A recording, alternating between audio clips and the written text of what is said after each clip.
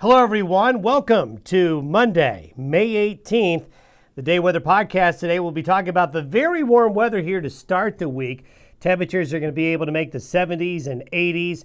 Temperatures are going to warm up as air from the desert states gets pushed into the region. So be ready for the warmest days of the year today and Tuesday. We have possible severe weather for Wednesday for some of you. I think the likelihood of severe weather is very high for parts of Nebraska, Wyoming, South Dakota, Montana, Northeast Colorado. We'll show you that here in a moment. The runoff will continue to increase. The North Platte, the Laramie Rivers, the Little Snake River, Wind River, etc. With these very warm temperatures, a lot of water is going to come out of the mountains over the next 48 to 72 hours. Now, it's not going to be as warm by later in the week and for Memorial Day weekend. Nothing terrible, but it's not going to be as warm as we have it now. We're also going to get a return visit from Shane Smith. And Shane, today, going to be talking about trees. Let's take a look at one river that we'll be keeping an eye on. This is the North Platte River at Saratoga, Wyoming. And you can see it's just about 6¾ feet high, but the prediction is to reach minor flood stage by Tuesday night into Wednesday morning right here, then stay elevated. So there's going to be a big increase in the North Platte River system, a lot of water coming in.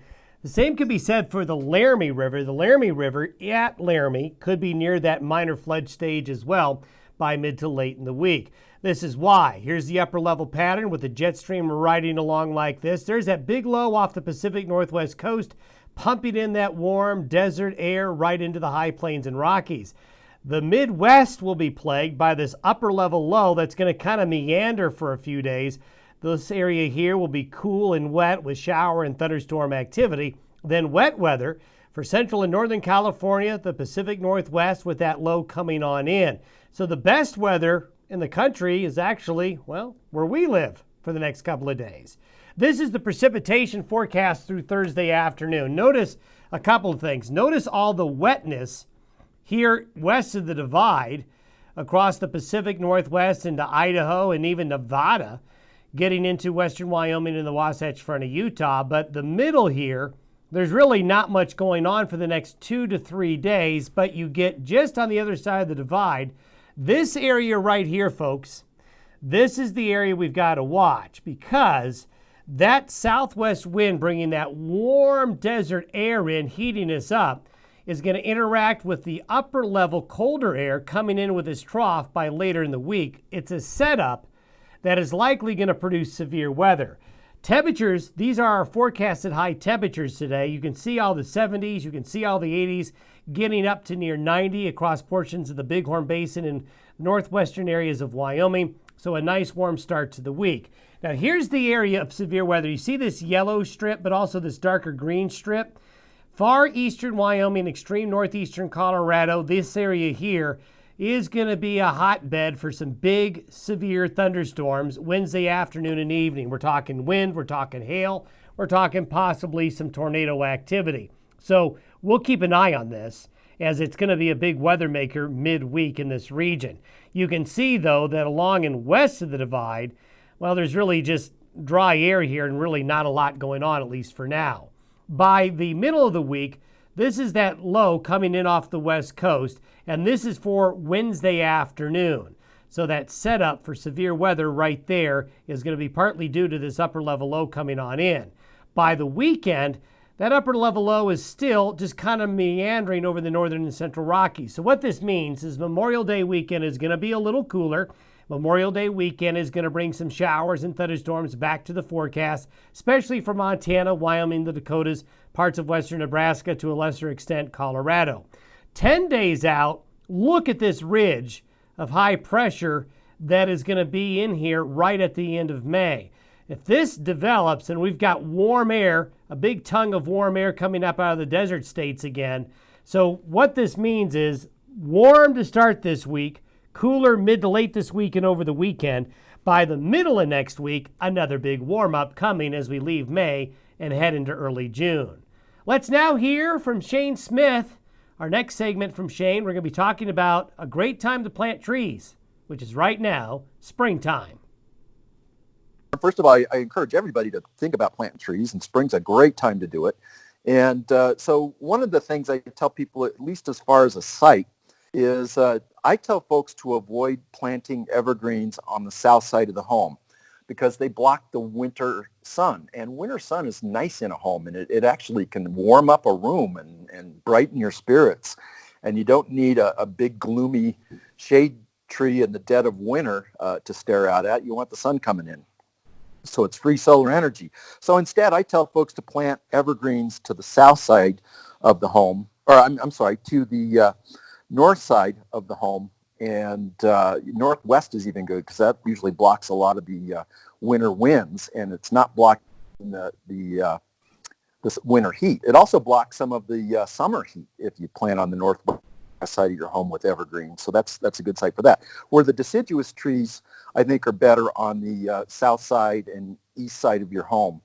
And not everybody has those options, but if you do, be thinking about that. Another thing I tell people to think about is look up. Look up. Sometimes you're thinking about the perfect place to plant a tree, but there's a power line up there that you're not thinking about right now, but in 10, 20 years, you're going to be asked to cut it down, or you're going to have to cut it down because it's interfering with the power line. So always look up. And imagine how big a tree is going to grow. You may not want that tree blocking a good view or a window, or you might. You may want to block out a neighbor or noise or a busy roadway. And trees are great, as are shrubs, at blocking out things you don't want to see or hear. So, kind of think about what you want to block out and what you want to preserve in your views.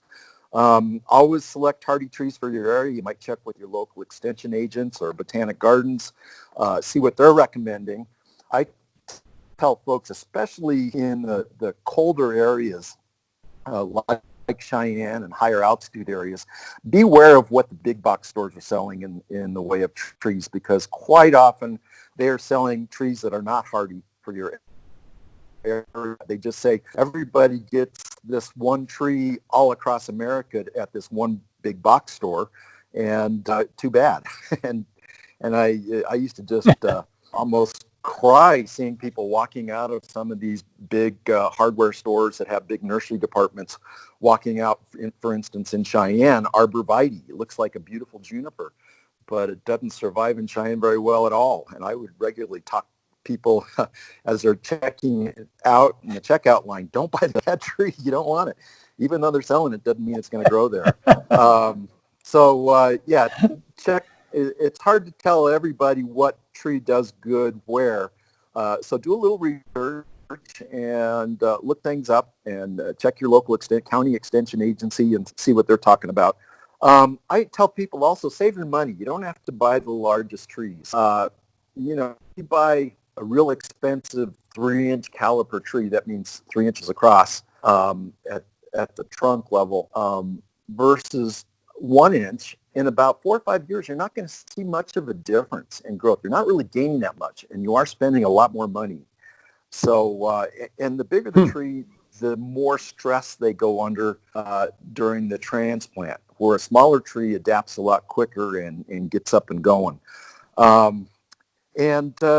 Don't put all your eggs in the same basket. Diversity is good.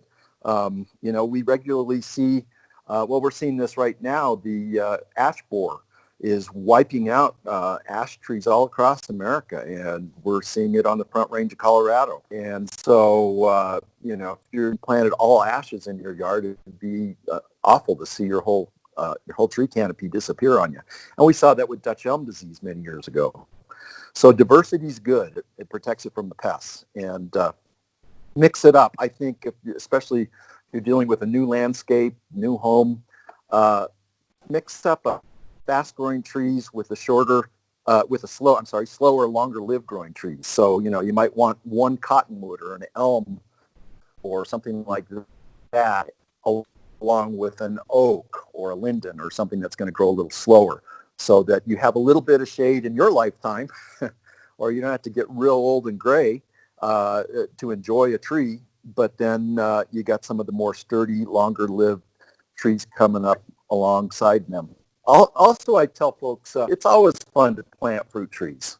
Why not get free food? And even in the colder, higher altitude areas, you may not get fruit every year like you would in Palisade or other good fruit growing areas. But even if you get a crop once every 4 or 5 years, it's fun and it's a nice surprise. And some trees are better at fruiting than others. I know you're going to see better, more regular crops from apples, and there are some apples that are later blooming, and you might do a little research and look for later blooming fruit trees.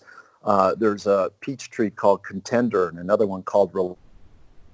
Those are kind of famous for blooming later, and they give you a shot at avoiding those Mother's Day blizzards, and you might just get a little more of a crop. So, and I always tell people, try to plant at least one tree a year, leave a legacy. And if your yard's filled up, go help a friend or a neighbor plant a tree every year. It's, celebrate your own Arbor Day. Thanks, Shane. I took your advice this weekend and we planted an apple tree. Thanks for visiting with us today, Shane.